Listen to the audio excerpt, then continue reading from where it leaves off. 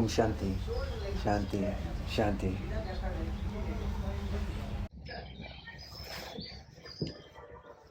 So nice to be with you all again.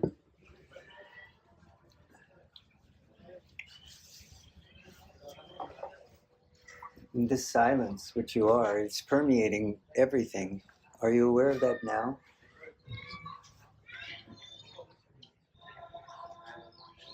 Behind the child and the people and the birds and the monkeys and all of the chatter and the chatter of your own mind, there's this silence.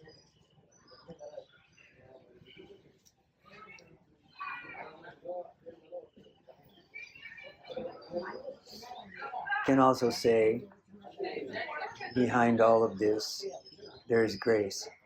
Grace and silence are synonymous. So, everything that is here has as its foundation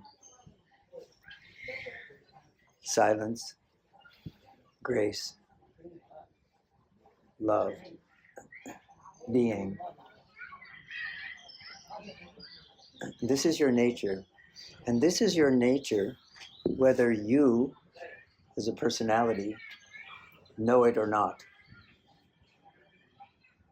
Just because you have a strong and forceful personality, or you have a lot of emotions, does not mean you're excluded from grace and silence. What I'm always encouraging you to do is just to notice that silence. You don't need to go to a mountaintop for 6 months, live in a cave for a year. That can be helpful. But if that was your dharma, your tendency, your karma, you'd already be there. You wouldn't be sitting here. Your desire might have already taken you there. But instead you're here with the birds and the butterflies and the dogs and the people and the children screaming. And so I ask you, can you hear the silence? In many ways, this is your task, to ask yourself, do I hear the silence while not disturbing anything else around you?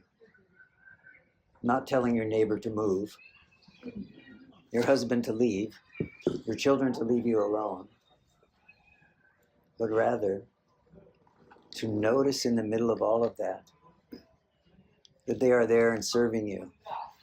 They're serving you because that noise and that whatever is around you, the horning, reminds you that in order to know that that is there, I have to be aware. I cannot notice that I am aware by myself many times. And if you talk to people who have meditated for a long time, for many hours or many weeks or many years, they will tell you, maybe you've done that yourself, they will tell you that to hear the silence of their own being took a very long time. So a silent or quiet environment is supportive of that. But being in a more noisy or energetic environment, though it may be a little bit more challenging in any given moment, it's not a barrier to knowing your essential nature as being, consciousness and bliss. You are always here, in the waking state, in the dream state, in the sleep state. You are always here. You always know, I am aware. But we forget. So I encourage you, whatever you hear, see, taste, touch, smell, whatever thought, emotion comes through you at this moment or at any given moment, take it as a reminder. Ah, I see. I am aware. I am conscious. I'm here, now. Let go of the past. Forget about the future for now. Simply be here, in this silence and this grace, which is before whatever the storyline is that you tell yourself about who you are, and what your circumstances or your situation mean for you. There are circumstances, there are situations. Where we struggle, where we suffer, is when we tell ourselves that the circumstances or the situation of the body, mind, or world says something about who I am. It says nothing about who you are. This is why Bhagavan Ramana said, ask the question, who am I? And have this question take you before all circumstances and all situations. Stay at it persistently. Be kind to yourself. Gentle, but stay at it. Eventually, you'll come to realize and recognize that this silence, this grace is permeating your entire being. This is who you are. Not who you think you are, or who the world has told you you are.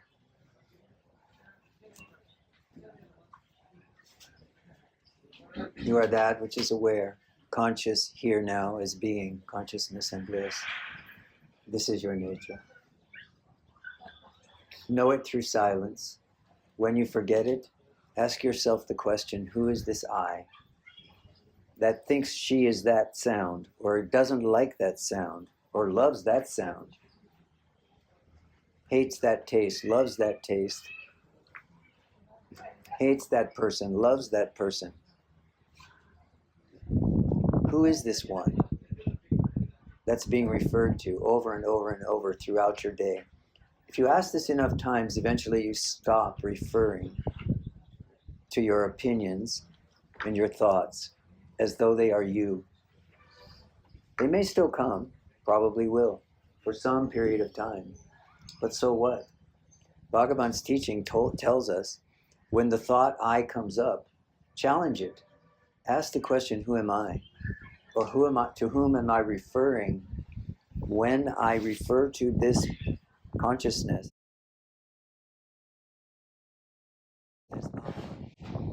Who am I referring to? The answer is not that there is going to be an answer that's going to point to you as a separate being.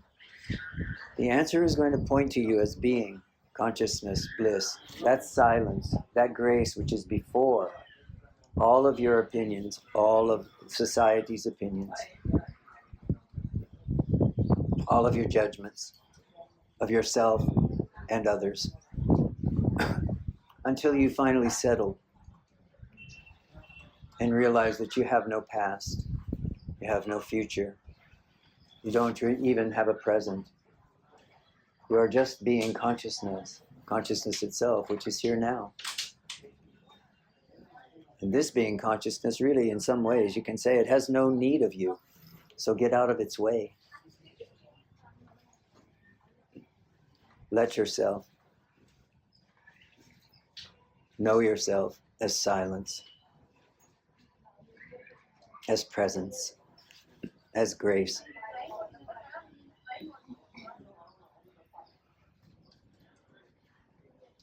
You are simply that which is here. And all of this is only yourself. There is no one else here.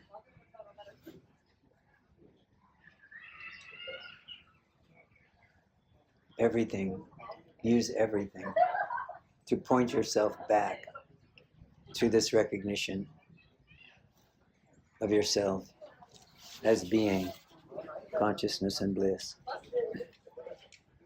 By His grace, you have come here.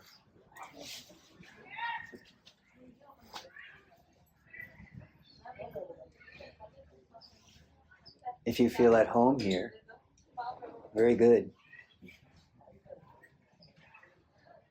Take that feeling of home in Arunachala, in Sri Ramana. Take that feeling of home deep into your heart, into your being, and see where that feeling of home really rests. If you look, you stay open, non-judgmental,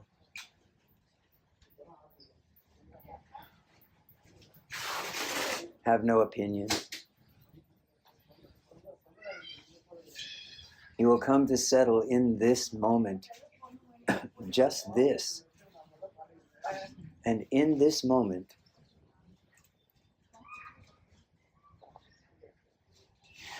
you can hear the small voice in the heart of being saying, you are free.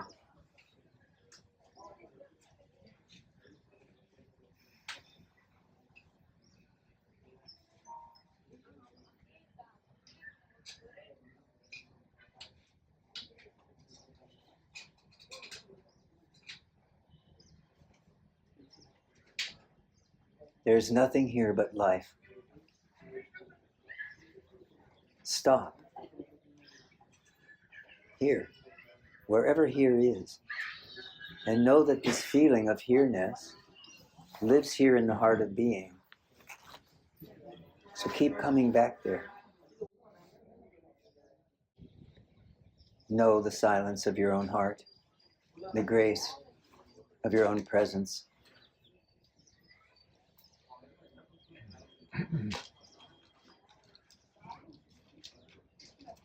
You are Sat, Chit, Ananda, being, consciousness, and bliss.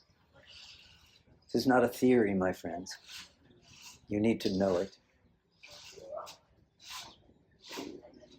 Keep asking the question, who or what am I? And keep noticing. That which is aware is here now.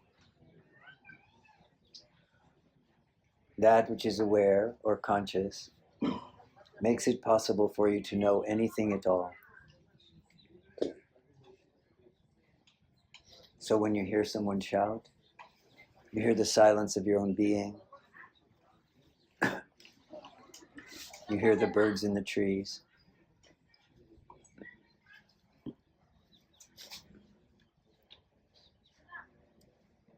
Know that the being, consciousness, heart that you are, is the one that is listening. Not you, not me. The heart of being is listening. That you are. Thank you.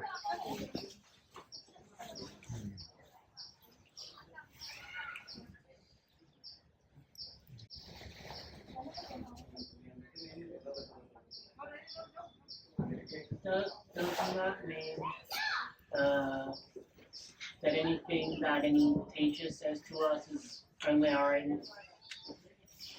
There is no one speaking here but the self. There are no teachers. I keep saying this over and over. There are no teachers. There's only the self. So is it only the individual sense of the I that believes it can know something different to that?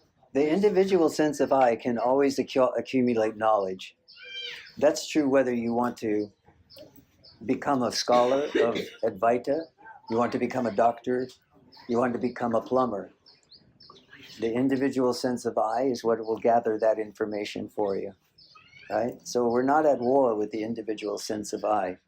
We simply know that when we say me or mine, we're not talking about the self. We're talking about the experiences here now in the moment of needing to know something. But to know who you are, you don't need to know anything. So if you find yourself being one of those people who spends a lot of time in the library, a lot of time with books, a lot of time with videos and things like that, this is all okay. You're accumulating some knowledge, but eventually you're going to have to stop. Because you can't come into knowing what is real through knowledge. The mind, like so much else that's in the world, is finite. The infinite is here, but as knowing, not as knowledge. So wear yourself out seeking through knowledge. Eventually you'll stop. Yeah? Yeah. So, You see, the mind comes to a stop. As soon as you challenge those kinds of thoughts about knowledge and about acquisition and about this and that and labeling things, as soon as I challenge that in you, your very mind says, oh, okay, good, I don't need to think about that, and it just drops. So knowledge doesn't help with, for example, if a body mind wants to change its habit patterns from negative to positive. There is no body mind. There's only the self. There are no habit patterns. There are some patterns which appear in the mind, but what brings them into manifestation and into focus is the attention that you give them. If you think you are habitual mind traps or habitual, you need to alter something habitually that you're doing habitually. You need to change it. You are playing the game of the mind. This is what I mean by you can't get there from here. But if you need to play that game, keep playing. You'll get tired. You'll give up eventually.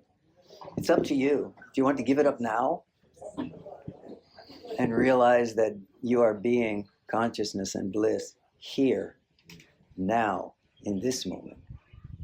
Or do you want to spend 5 or 10 years reading books, doing therapies, going on, pilgrimages, and all of that is all good and well for you if that's what you feel like you need to do. But understand what you're really doing is you're exhausting yourself.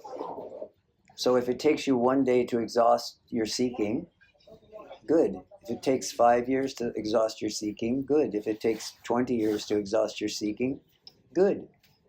But part of that is the decision that you make. Is it a decision? Well, in this case, there is, because there's a strong identification with an I, with a me-ness. So there is no decision that needs to be made, and actually you can't make any other decision than the one you make. But the appearance of a decision is there. This me, this mental construct that he's calling me, that appears to make a decision. It's an appearance. Is it also a decision to decide that if I am angry, sad, emotional, and shouting at somebody, that means I am not that? Because I have this very strong... I don't know that I would call that a decision. I would just say that's a misperception. It's just a misperception. But how to get rid of that? Because every time I am into this mood, I am out of enlightened mood, for sure.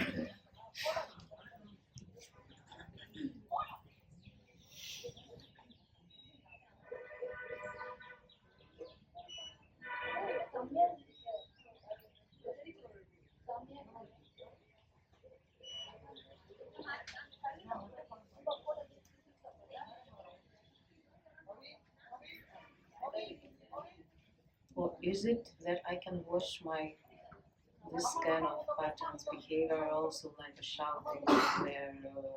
This is not, so that's a really good example. This is not the way of inquiry or the way of self-realization.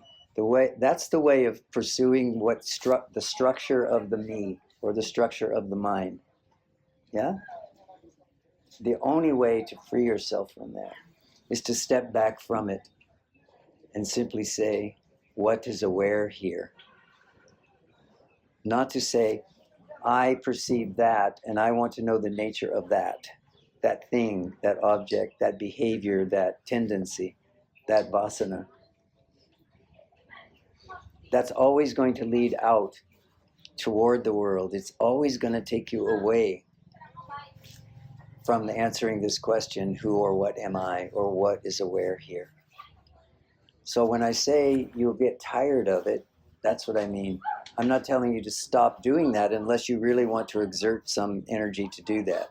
You can just let it go on the way that it goes on. When you'll be ripe for the question, who am I? or what is aware here, or to know the self as silence or being, consciousness and bliss, is when you've gone out so many times to an unsatisfactory conclusion, or you've seen yourself fail over and over and over through that path, then you will stop seeking. And you'll say, okay, I'm not asking any more questions. I'm just here. You can kill me now if you'd like to. Whoever you are, you can take this life, do whatever you want, do whatever you'd like with this, and you'll quit. And in that moment, you will feel the grace which is already here.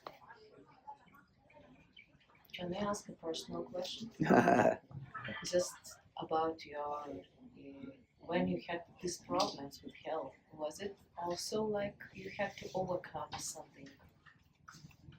No, there was no overcoming. There's just being, always. You see that the condition of the body is just the condition of the body. And it was the same, like no worry, no fear?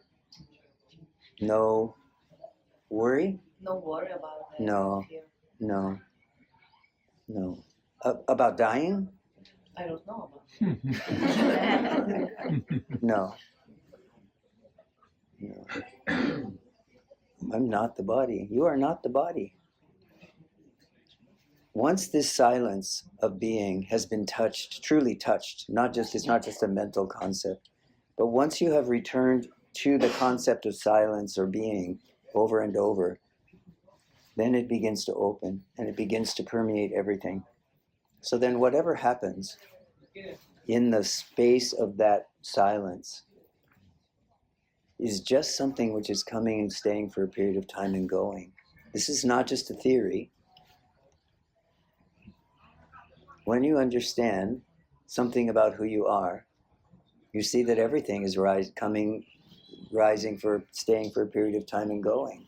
So now there's nothing to fear. There's nothing to get worried about. The fact of the matter is in terms of what you asked me about these recent illnesses and stuff, is you will either live or die. It's none of my business, actually. What can you do about it?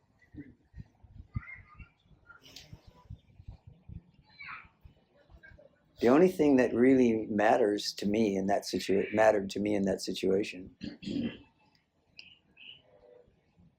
is, am I aware? You know, I don't tell you about this because I don't do it. I tell you about this because in some way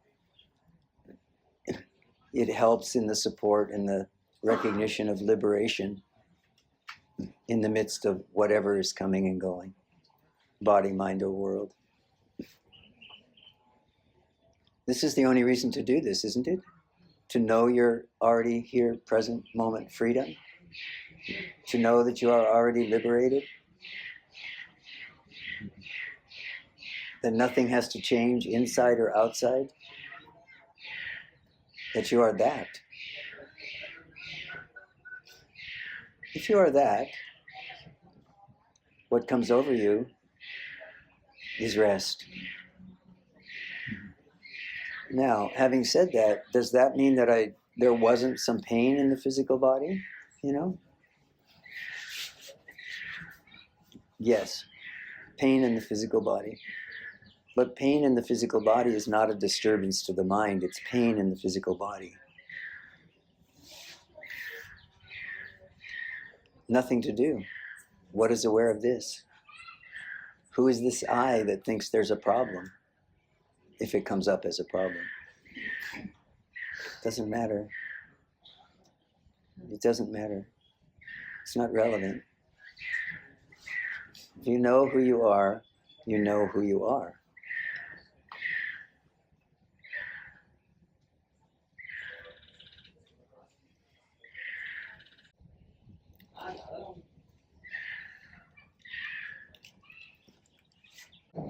One of the simple things that you can do for yourself, if you want to know more about who you are, is you can start to notice the end of things, the end of events, the end of situations, the end of thoughts, the end of feeling, the end of emotion. We put so much attention into the beginning of things that we are always caught in them as long as they last. But when we start to pay attention to the end of things, and we understand that the sadhana is to let something end, and let it end completely, and let there be absolutely no residue in the mind, in the emotions, no attachment, no story. I mean, this long after a situation changes, or a feeling leaves the mind, a feeling leaves the body, there is no attachment to it, so it is gone completely, irrevocably. You can't retrieve it again. This is what I mean by no residue. When you do this practice, you come to see that the only thing that causes you to suffer is your clinging to what just transpired, even when it's gone. And you know this, we all know this, right? We think about some event that happened last year, 5 years ago, 10 years ago, 20 years ago, still causes us pain. There's still a residue there. But even if it's rising as a memory, that memory only stays for a period of time. Notice as that memory's intent, that memory's intensity begins to diminish and begins to go. Let it go. Just don't cling. Let go. Say to yourself, let go, until there's no residue left. Don't try to block the memory from coming. Don't try to block the reliving of the experience from coming. Just be committed to letting it go. Not pushing it away. Letting it go. Noticing that it is going, and then letting it go without any residue. This is a very good practice. Stops us from clinging, holding on to the ideas in our minds about who we are, or who we were, or who we think we are. You are not who you think you are. Simple. You are not who you think you are. This is the foundation of the question, who am I then? Huh? Once I recognize that I don't know who I am, it becomes much easier to ask the question, who am I? Because the feeling perception is I exist. When it's not wrapped around thoughts, feelings, emotions, and so on, there is a pure I. And this is what's being referenced with the question, who am I? Or who is this I that seems to be aware here? It's that pure I, what Bhagavan called I. It's this pure I, which is being referenced in this question, who am I? And because this is outside of our normal experience, and because there is no answer to this question, who am I? Eventually the direct perception of the realized I opens. So we just keep going in that direction, quietly but persistently. And when we don't feel to ask that question, we just sit quietly. We don't go back to our patterns of thought in the mind, or our emotional patterns. So many times when I talk with people, it comes up all the time that someone can only sit in their own silence for about 30 seconds, or 2 seconds, maybe you know this one, or even 5 minutes, or even a half an hour. People get very proud. Yes, I can sit with an empty mind for a half an hour. Well, what happens at the end of the half an hour? I step out of the room and yell at my wife. I step out of the room and yell at my child. I kick the dog. So this is not true silence, is it? This is manufactured silence. So when we come to true silence, what we end up seeing is this silence is always there. And this is where we rest. We rest there. The other things will come and go. And yes, sometimes You might get into an argument with someone. Sometimes there might be something disturbing in your mind or in your emotions. There might be a memory. That all may happen. Look for the end of it. No, I am not that. Right? Neti neti. I'm not that. I'm not this. This is just a vasana. This is a tendency. This is a habit, which is coming and going. Now, when I say it's just a habit, I don't mean that you shouldn't. You should feel free to indulge that habit. When the habit that you have is upsetting, causing you to suffer, causing you to be upset and angry, and causing others to suffer,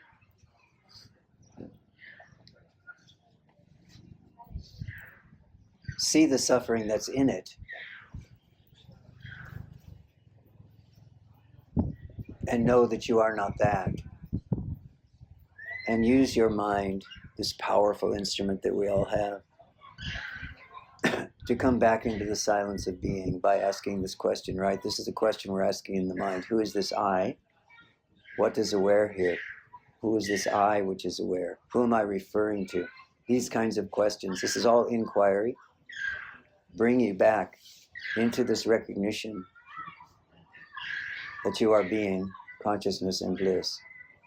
That the silence which you are, the grace which you are, permeates all that is around you. And you may need to decide to try not to behave badly. That's not for the sake of others, although it definitely helps them. That's for you. If you're behaving badly and you know it, you are suffering. Your mind is not filled with compassion for yourself or others. You are suffering.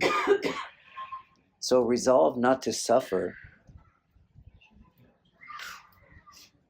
Know the end of suffering and know the way there through your own experience. Everything else in terms of behaviors will take care of itself. Maybe not as quickly as you'd like, but it will take care of itself. You will know yourself to be that which is here as being consciousness and bliss. So just keep coming back.